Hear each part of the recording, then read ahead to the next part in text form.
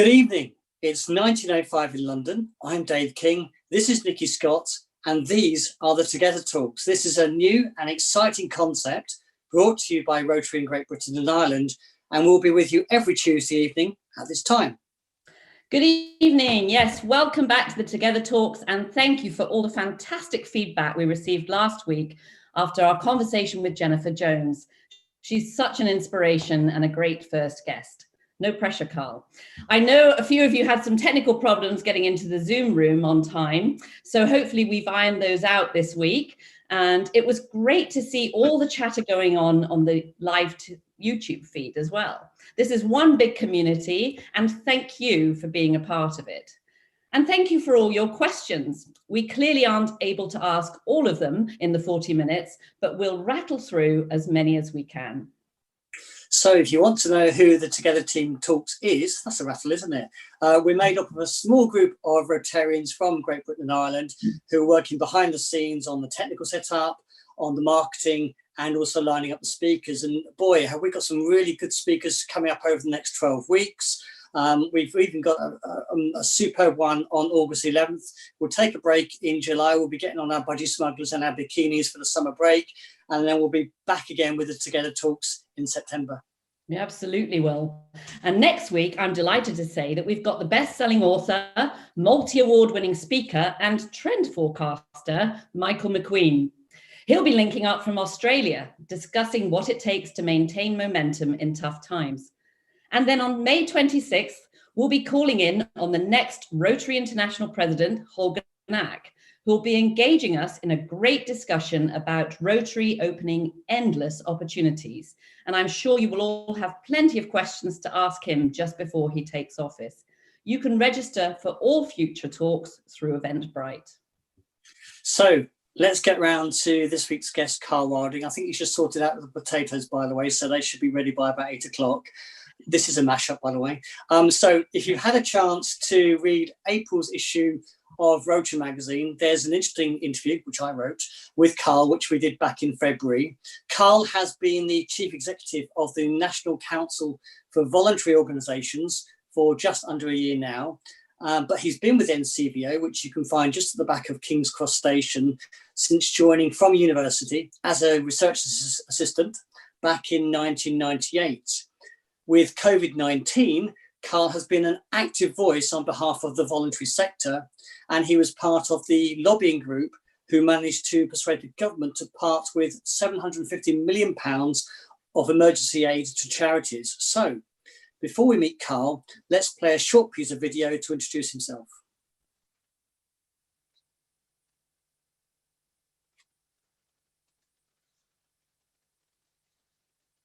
Hello everyone, I'm Karl Wilding. I'm the Chief Exec of an organisation called NCVO, which is the National Council for Voluntary Organisations, and we support charities and volunteering. I'm speaking to you now just in advance of a conversation that we're going to have, a Together Talk with Rotary GB next week, where I think we're going to have a good conversation, I hope, about the role of volunteering and voluntary action, and we're doing so in the middle of the coronavirus crisis, and we're going to, I hope, have a conversation about how people are absolutely brilliant and how they step up and they respond to the challenges that they see around them, and we're going to have a think about how that might last long after the crisis passed. So I look forward to seeing you all next week. Thanks everyone. Bye. So not next week, but any minute now. Thanks, Karl. We know you're a man with a passion for volunteering and how that touches so many of our lives on a daily basis, which has always been true, but is much more visible right now as you come into vision. By the way, for those of you just joining us, it's nearly 7:10, 7:09 exactly, and welcome to Together Talks with co-hosts Nikki Scott and Dave King. A reminder that if you're on Zoom, please feel free to ask questions through the Q&A box, and do state your name and where you live. And for those of you on YouTube, while you won't be able to ask questions directly right now, please join in the conversation on the chat function. So last week we managed to get through to Ontario, Canada. So with fingers crossed, hopefully this week we've got through to St Albans. And welcome this evening, Karl Wilding. How are you doing? Good evening, Dave. Good evening, Nikki. I'm doing quite well today. Yeah, good. It's been a sunny day. Fantastic. And we know how busy you've been. We're trying to get hold of you has been difficult, but we're so glad to have you on here this evening. So thank you very much. And I know there's a lot of questions lined up for you this evening. But before we kick off with that, we thought we'd offer you the Together Talks soapbox. Nikki's cleaned it nice and brightly, so it's there for you to stand up. And perhaps you want to give a few thoughts on how you see the shape of modern day volunteering. So Dave, I don't think I can stand up because I'm in an attic room, and even though I'm the shortest bloke probably in the world, I'll keep sitting down on my soapbox. I think the first thing that I wanted to say this evening to you is that it never ceases to surprise me how much people just keep on caring about the world around them, and that they keep on stepping up, coming forward, whatever language that you want to use, to help people around them. So don't let anyone ever tell you that people don't care, because it's not true. They do. The second thing I guess I want to say is that it does though strike me that volunteering is changing, and nothing stands still in our world. So just in the same way that the way people go shopping has probably changed over the last generation, so it's the same with volunteering. And I think what we're increasingly seeing is that people want to get involved and change things, but they want to do it a bit differently. They don't necessarily want to commit to the same organisation over a long period in the way that they might have done before. They sometimes only want to give in very small, short chunks of time. So giving an hour instead of giving a day or giving a week. And I think increasingly now people will move between different organisations, and they will find lots of ways of supporting a cause that they believe in. And sort of giving time as a volunteer in the way that we may have done in the past is just one of a series of things that we might do now. We might share our skills and mentor people. We might share tools or something like that to sort of help people, and as well as giving money and so on as well. So there's lots of different ways that people or the Rotary anywhere that match the way that people want to get involved. No, that's great. I think the internet was just fading in and out, but don't worry, we'll put a couple of pennies in the meter there. Picking up on no, Karl, we're good.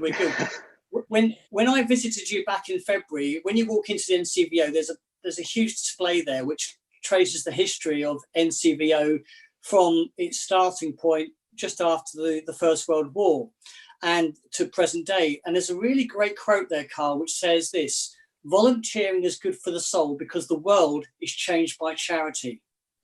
Discuss. Are we all right with Karl? We quite often think about the fact that we quite often think about the fact that volunteering is something that we do just to help other people. But actually volunteering will change your own life just as much as it changes someone else's life. And I think we need to think a bit more about the fact that volunteering is good for the soul. It's something that you do that is an exchange. It's not just altruism, is what I would argue. Do charities change the world? Absolutely, I think they do. And it may be a bit of a cliche, but I'm a huge fan of the Margaret Mead quote that never doubt's the only thing that ever did.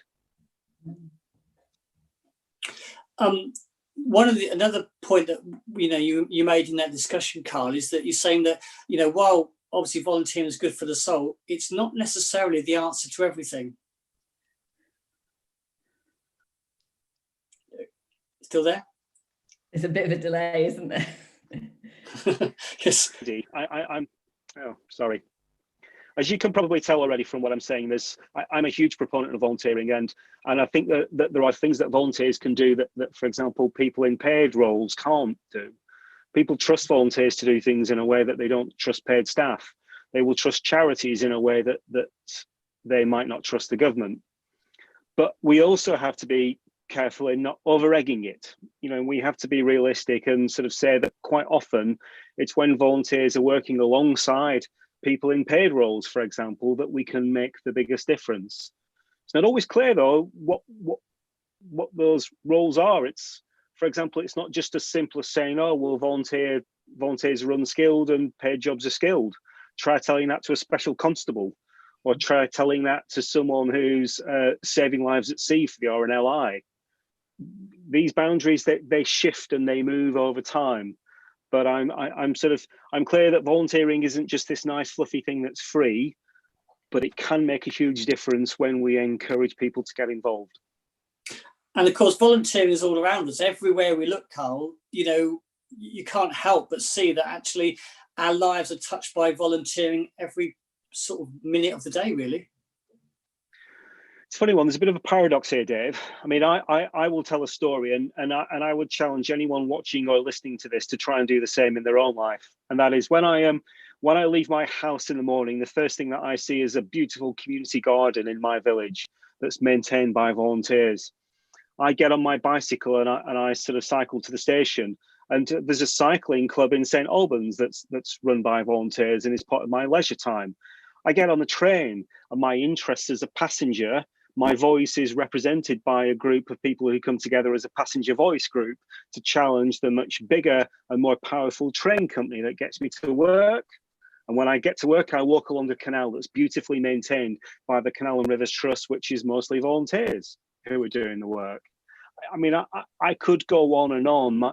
I guess my point is that a lot of what we do in our lives is shaped by people coming together to do things, not because they're told to, or because they're trying to make a profit, but because they want to. But the paradox, if you'll just let me go on a little bit longer, Dave, is that we've got this massive crisis in society at the moment with coronavirus, and lots of people are sort of stepping up and getting involved as volunteers in the society. And politicians are saying, well, this is new. You mean, how do we make sure that there's a legacy so that this sort of new stuff continues?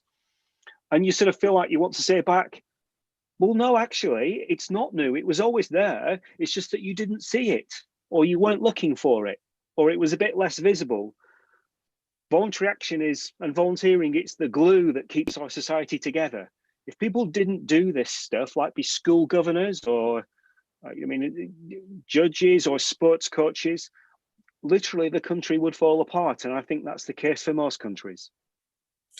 Nikki, I know you've got a few questions lined up. What are some of the themes that people are picking up on? Well, there's several of them. I think one of the first ones I'd like to put to you, Karl, is from Jim Curry.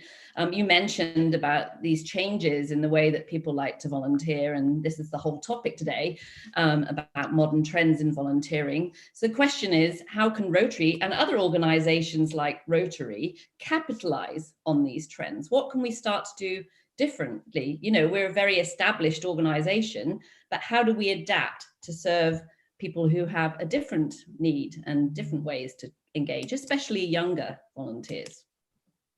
Good question, Jim. And I shall begin by saying we don't quite have all the answers here. We're not always doing this well. I'm going to start by saying I'm pretty sure that enough people want to volunteer, and that when we're worried that we don't see enough people coming to volunteer for us, the challenging point I will make to you is that I think the problem is us, it's not them. And the problem is that we aren't creating opportunities that fit how people want to volunteer. So, for example, tonight, you might argue I'm volunteering by taking part in this call, and you've made it really easy for me to get involved as a volunteer. And you've done it digitally. And we've got to think about how does that apply right across the piece. So, for example, if we're holding our own committee meetings or board meetings, at the moment, there's like an iron rule that it has to have a pack of minutes that are an inch thick, and it has to be in a cold room that's drafty, and it has to be at 7 o'clock at night. And then your wife or your husband gets angry because you weren't there making the tea at home. What I think we've got to do is be much more flexible, and we've got to try and think about how people live their lives, and we've got to make volunteering fit their lives rather than make them fit our volunteering. So it's about digital, it's about breaking tasks up into smaller tasks, what some people are calling micro-volunteering. And then the last thing I will say is that we don't half make it a bit serious. And yeah. And And one of the things that I think, one expression I've heard about volunteering is that it's serious leisure. And I think we've got to remember that a lot of the time, the reason that people come together is conviviality. They come together because they want to have a bit of fun. They want to have some meaning in their life. And if we just turn all our volunteering opportunities into drudgery, or we just make them long and not enjoyable, we're going to lose people. So try and think about how do we put the sort of the fun back into it at times.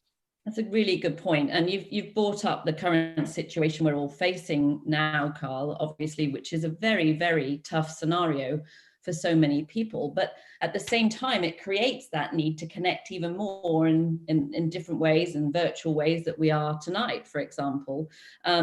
Would you say that this COVID-19 situation is actually making it easier in some ways for volunteer organizations to attract new members? I don't know if that's the right question, Nikki, in the sense that I don't think there was ever a shortage of people who wanted to volunteer. And if anything, what the crisis has shown is that the problems we had before, the crisis has magnified them. So the challenge we've got now is that there are so many people that are coming forward who want to volunteer. We can't actually cope with the number of people who want to get involved because we don't have the systems in place. We don't have the volunteer managers and so on. So we got to sort ourselves out as well as worrying about whether or not people want to volunteer. Yeah, so one last one before I hand back to Dave. That last question was from Nan McCready. My apologies for not giving her the credit. There's another question here from Debbie Hodge. And it's this, you're right, volunteering has always been there. It's not a brand new thing. It's just a lot more visible. But we do know that there are some people volunteering now that haven't had an opportunity before, and we've sort of whet their appetite. So the question is from Debbie, how do we keep these volunteers engaged when this big sort of lockdown is over? Yeah, good point, Debbie. So the first point I'm going to make again is, it may sound counterintuitive, but here you go. We have to remember that we are their organizations. We are their charities. The charities belong to the volunteers and the donors and the beneficiaries. They are not our volunteers.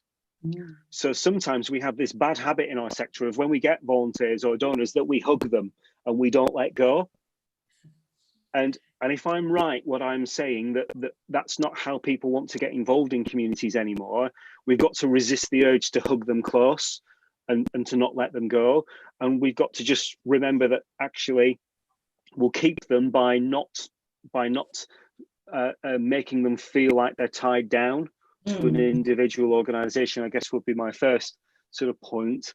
And then the next thing, it comes back to what I said before about conviviality. Why do people keep buying the products of a famous brand like Apple? It's because of a phrase called surprise and delight.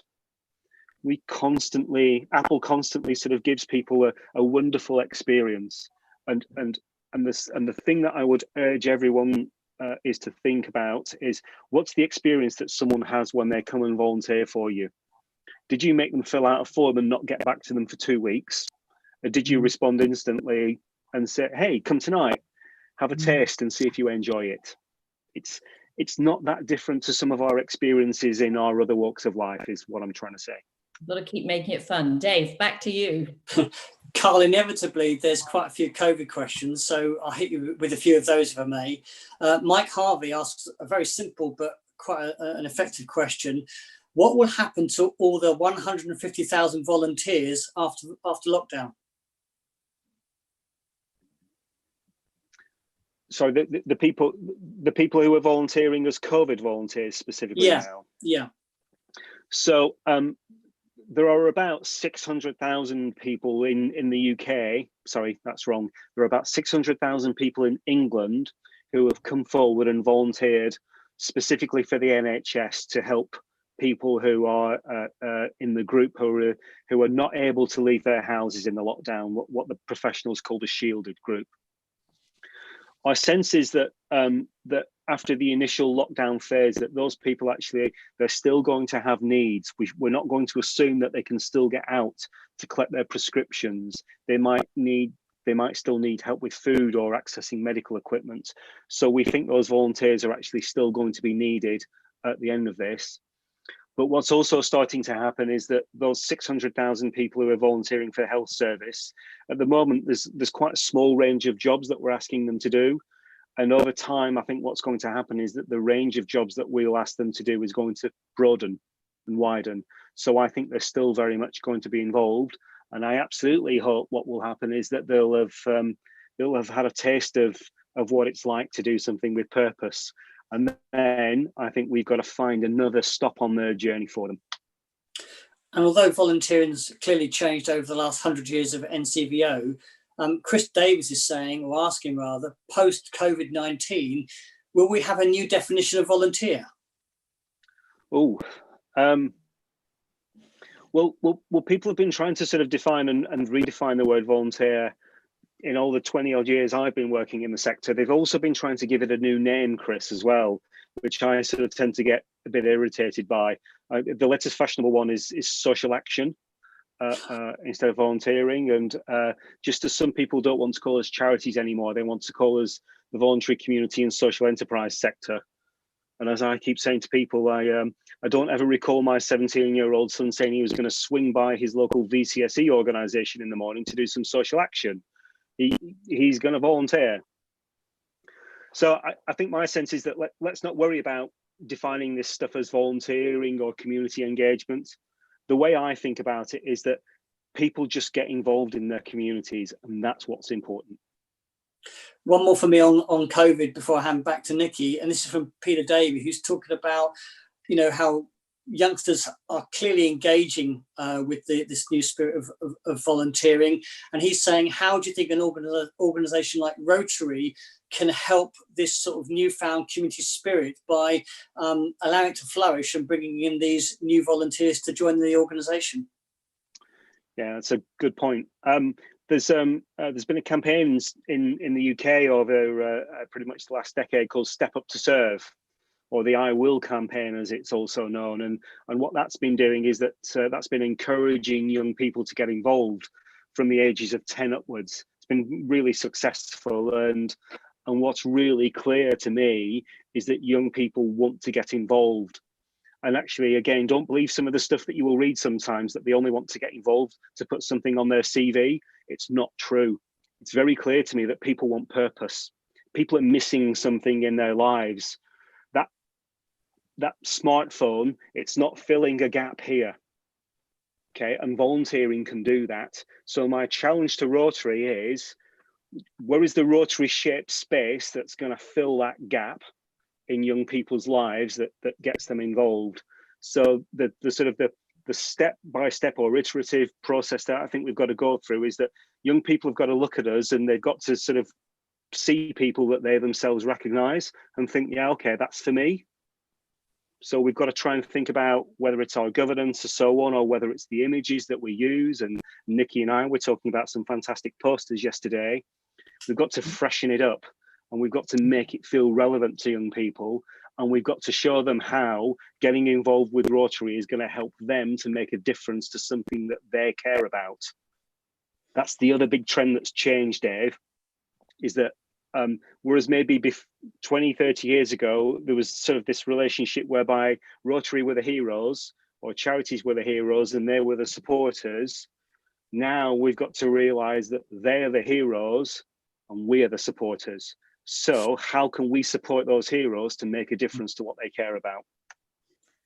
It's a different concept, isn't it? It's something to get a head around really in this new age, but it's one that's... Yeah, absolutely. Nikki, it's something certainly in your future role as an RI director, you'll probably be taken on board completely, I would imagine. Absolutely. I think, Rotary's been around for 115 years now, and we've got this wonderful legacy on which to build. And I'm not just talking about Rotary. There's loads of volunteer organisations, and a lot of other people out there tonight may not be part of Rotary, but we've all been around for some time. And the days of being in a club necessarily isn't what's appealing to most people. And what I'm hearing you say, Karl, is we've got to meet people where they're at. People like to buy, they don't like to be sold. So we have a question here from Herbert Chatters. People like to join causes, not clubs. And whilst this pandemic has lit the flame for volunteering, what can organisations do to harness the extended pool of collaborators? And it's this whole idea of cause related, right? Yeah, good question again, Herbert. I think you're absolutely right that people support causes, they don't support charities. Charities is just a vehicle to help them reach the cause that they're interested in. So I wonder then if the message for us, first of all, is that we always try and put the cause first before the charity. And that's quite difficult for us sometimes as charities, because we think it's all about us. And we've got to put our individual and indeed our organizational egos to one side and remember that we're all servant leaders at the end of the day. Mm. And then the other thing, I really like what you said, Herbert, about collaborators. There have been lots of terrible things about this crisis, but one of the good things that has come out is that I think more of us are putting aside some of our small differences, or then small differences, to sort of paraphrase the old saying, and we're putting them aside for the common good. And I'd be really disappointed if we wasted this crisis by not carrying on like that and putting aside the urge to collaborate, because I think whether they're volunteers or people who give money, I think people get actually quite angry when they see charities competing against each other and looking after themselves before the common good.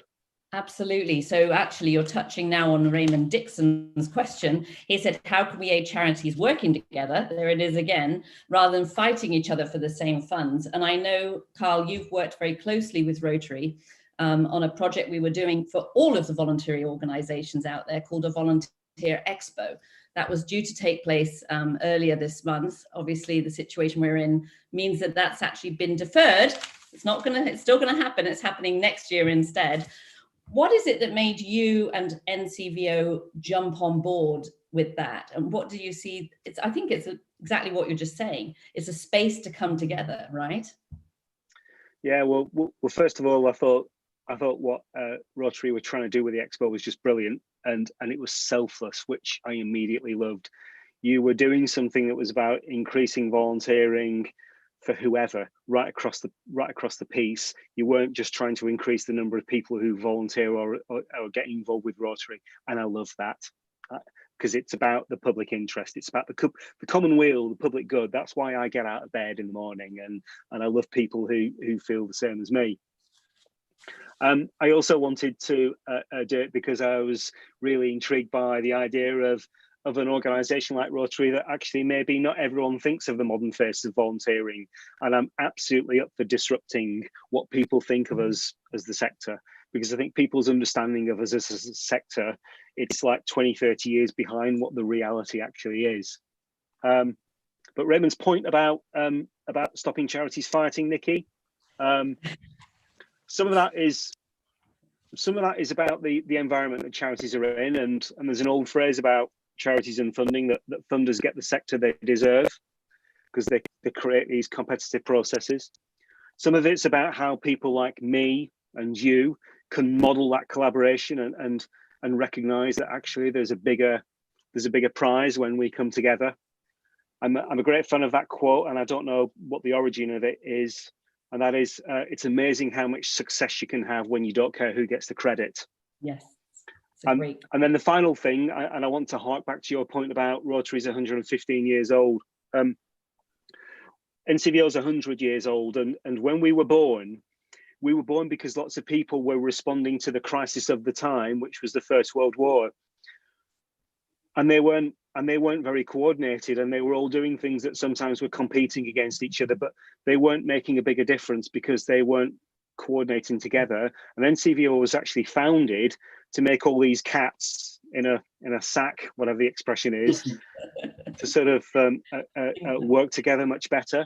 And I wonder if there's something going forward that we've learned from this crisis, that it's not just about coming together as a community, but there's something important about how we coordinate with each other rather than just plough our own furrow.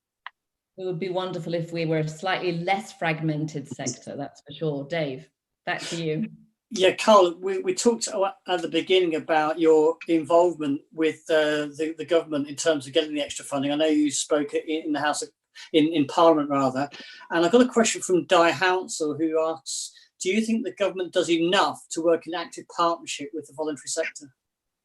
Oh, the relationship between government and sector, it shifts and and changes over time, sort of pushes and pulls against each other, and over time you find, excuse me, you find that that sometimes it works in partnership better than at other times. I think what I'd sort of say is that over the last decade, it feels to me like government and the voluntary sector have drifted apart a bit, and I don't think that's a good thing. I don't want to replace government or do its job, and but equally, I don't think we could replace government, even if we wanted to.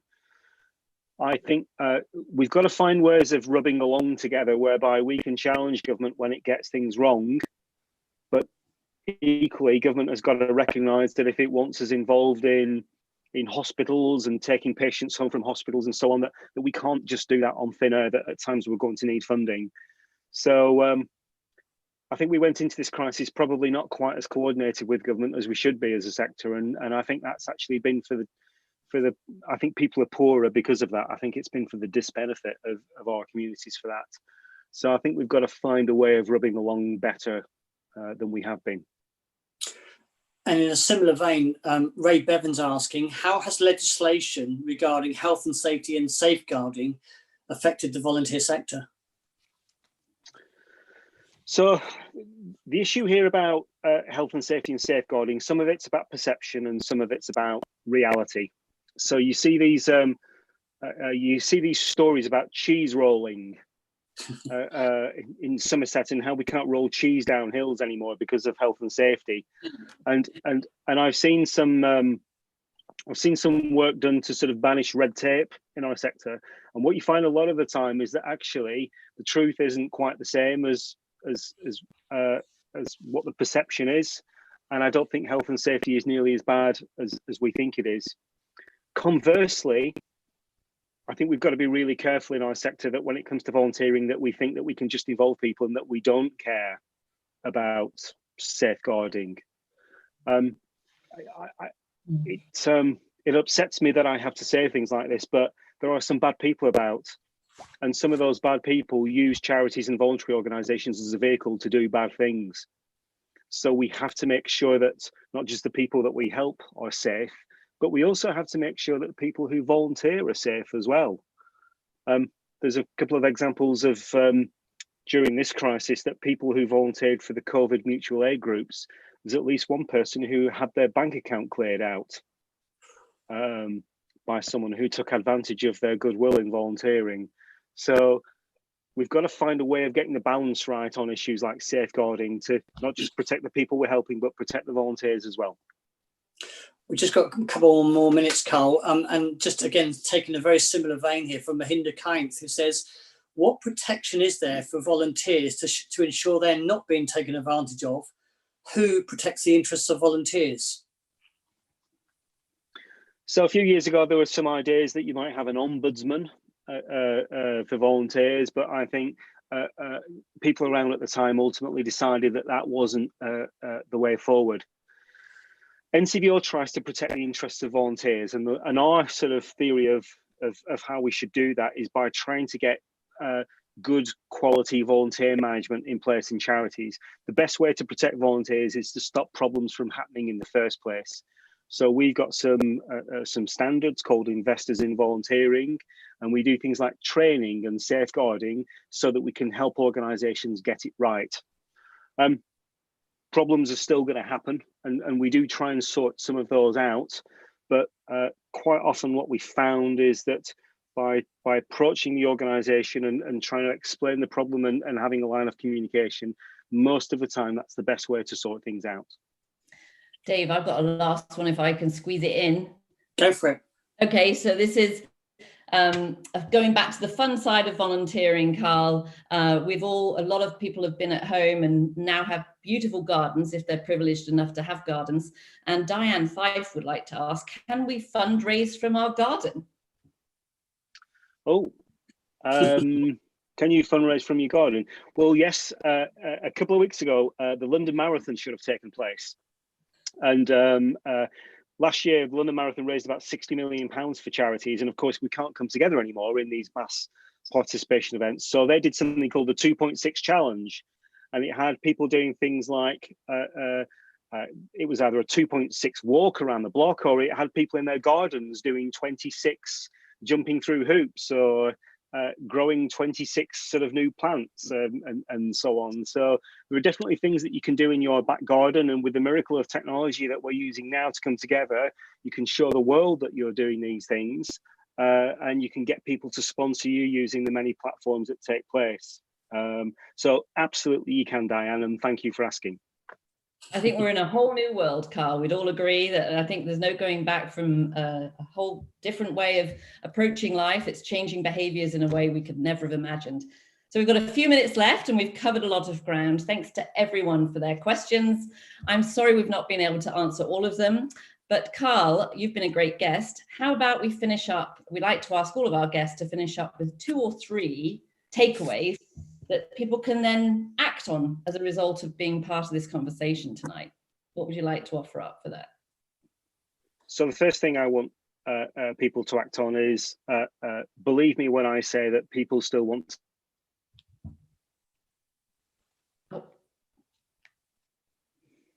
critical moment. Or is it finish that sentence? People want to, I think it's volunteer, do you not think? I think it might be.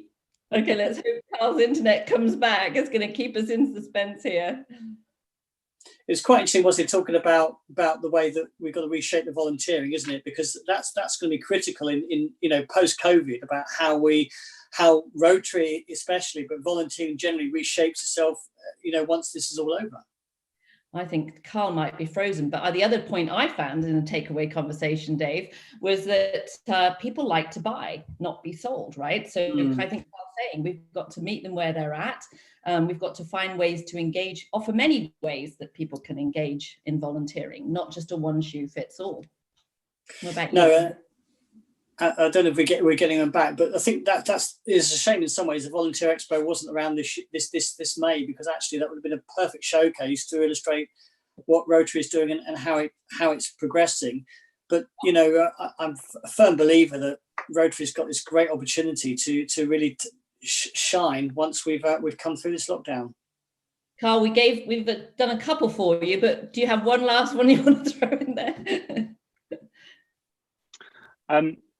The one last one is I'm absolutely convinced from what I've heard on this call tonight that Rotarians are just as modern, just as interested and just as engaged as anyone else who involves volunteers.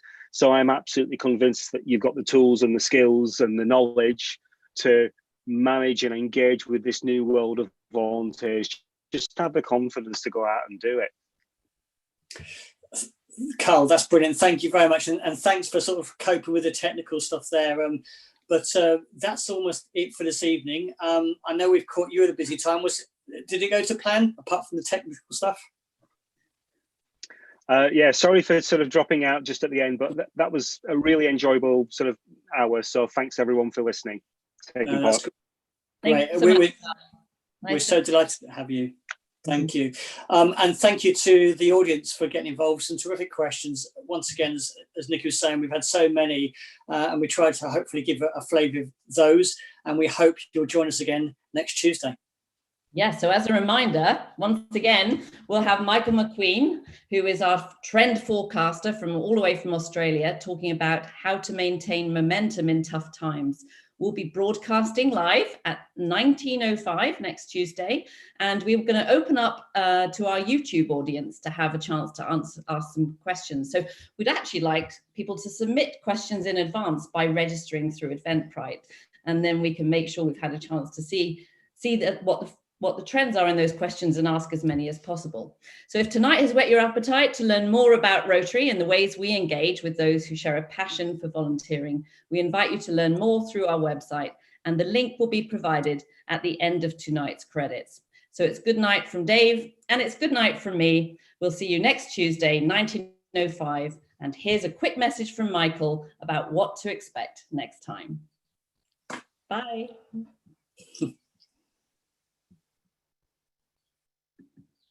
Hi, this is Michael McQueen from Sydney, Australia. I just wanted to say, looking forward to being a part of the Together Talks next week. I've spent 16 years looking at this theme of how do organisations and individuals and leaders stay at the cutting edge, maintain momentum when times get tough. And so this is a tough time. There's a lot going on right now that is not ideal. It is a huge challenge. So we're going to look at this question of how do the most iconic and successful and visionary leaders and organizations stay at the cutting edge even when things get difficult. So really looking forward to having that chat with you next week online.